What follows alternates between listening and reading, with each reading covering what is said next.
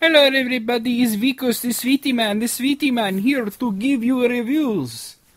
Hey everybody, it's Necro VMX, and let's review some comic books. I haven't gotten the chance to get to, you know what, the lighting ain't too great here, let's do it over here. That's much better. I haven't had the chance to get to the comic store in like a while, that's why I haven't been doing these. So all these books are from like last week, but I might as well talk about them. Here's Blackest Night #2 by Jeff Johns and Ivan Reis. You probably heard about this. I mean, Blackest Night is like the big event in the DC universe right now, and it has to do with dead characters coming back to life as Black Lanterns. In last issue, we saw that Elongated Man and his wife were Black Lanterns, and that they killed Hawkman and Hawkgirl, and now they're Black Lanterns. There's really a lot of stuff going on there. Black Mask is walking around with Bruce Wayne's skull, and he's licking it, and there's Aquaman and Dolphin and Mira as Black Lanterns. The Spectre, who's already kind of dead, becomes a Black Lantern. You know, it's really, really exciting. If issue 1 was kind of low-key, in a sense, issue 2 really more than makes up for that. The action really starts here, so definitely recommend that. Here's Deadpool Merc with a Mouth #2.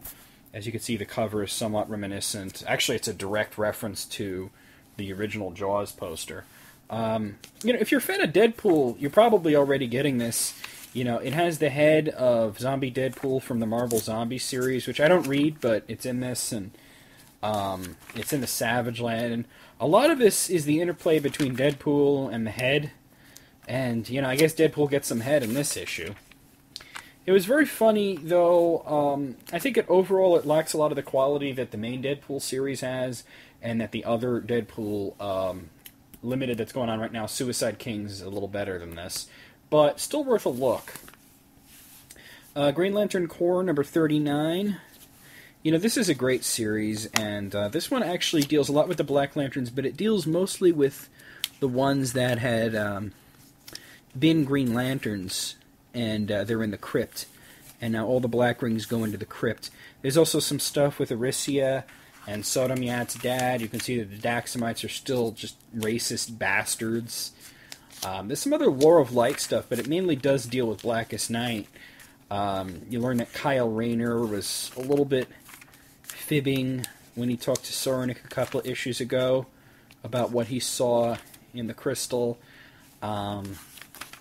Really, it's just another great issue. It's insanely violent, like Green Lantern Corps usually is. Definitely worth a look. Here's Deadpool #13 we're up to. And if you remember in the last panel of the last issue of Deadpool, he blew his brains out because he was so bored.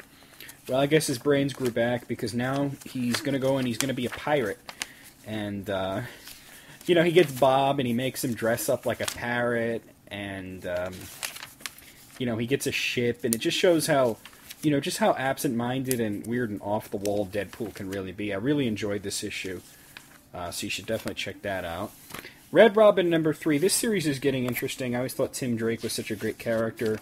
And now that he's Red Robin, it's really kind of exploring the darker side of him. And there's a part in here where he kind of struggles with his identity. Like, is he a superhero? Is he a vigilante? What is he? He really doesn't know. And he's kind of struggling also with the idea of working with Ra's al Ghul because they have a common goal here. And Ra's al Ghul is trying to put, his cronies at Tim's disposal, but Tim is kind of resistant to that. So he's kind of like clinging to his old ways in some way, but in some other ways he's really kind of going forward. And we can see in scenes like this, you can see that the League of Assassins characters are being attacked by some sort of evil. We don't know what they are, but we'll know soon enough, I guess. Blackest Night Batman was kind of interesting. Some people have noted that you could have called this Blackest Night Deadman because Deadman focuses into it much more than Batman does. But this is only the first issue. It does have a lot to do with Deadman, and basically his corpse has become a Black Lantern, but his ghost is still around. He tries to possess himself, but it doesn't work, so he goes looking for Batman. And he's kind of dismayed that Bruce is dead and that Dick Grayson is Batman, and he doesn't know who Robin is. It's kind of interesting in that sense. The character of Damian Wayne, Robin, has a really interesting turn here. where you kind of see what bothers him, what gets under his skin. So it's worth looking for just for that. Superman World: A New Krypton #6 answers a question about Zod. He was shot with what looked like a fatal wound in the last issue. They haven't answered the question as to whether or not he's going to die from his wound. They've put him in stasis. Basically, the assassin, who turns out to be working for General Lane, thinks, well, if he's not dead now, then he soon will be. They're trying to save his life, but it's going to be proved difficult. And Kal-El is left in charge of the new Krypton military. And when this guy escapes custody and goes back to Earth, he's going to have to follow them. You see, actually, Ursa in kind of an almost vulnerable point in her life, which is kind of interesting. I guess she really does love Zod.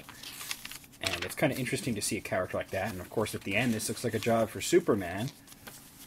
Action Comics number 880 here. This, of course, deals with Nightwing and Flamebird, and it's part of the whole Codename Patriot thing. This one was, kind of all over the place. There were a lot of things going on. It kind of kicks off from Superman World: A New Krypton, but it also tries to deal with the current storylines in Action Comics. And in that sense, it's kind of a mess in that it tries to be too many places at once. It's really kind of like 2 issues worth of story smushed into one. And it doesn't help that, the issue is shorter because it's got the second feature of Captain Atom at the end. So that's what I have to say about that. Booster Gold number 23, certainly an interesting concept for a cover there. The Booster Gold fan club. I think Booster Gold has finally come face to face with the fact that the Black Beetle is evil, in last issue, and he's killed all the Teen Titans. The only one left alive is Raven, and, Booster and, and Rip Hunter have to work with Raven to try and save the world from Trigon, who has taken it over because the Teen Titans were all killed. And therefore there was no Batman after Bruce died.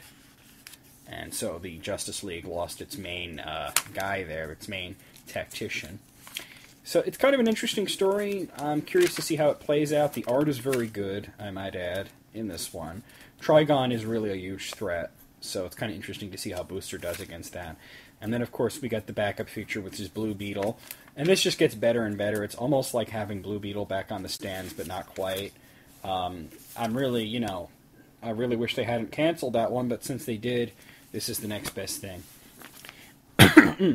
And finally, I got Batman number 689, continuing the Batman Reborn storyline. This one has a lot to do with how Dick Grayson differs in his approach as Batman to what Bruce used to do, and how he likes to have a little bit of fun. And it seems that Two-Face and Black Mask and the Penguin, who are all battling over the Gotham City underworld, are really interested to see what the difference is in Batman and what's up with that. The art is absolutely excellent in this. I was very impressed by it.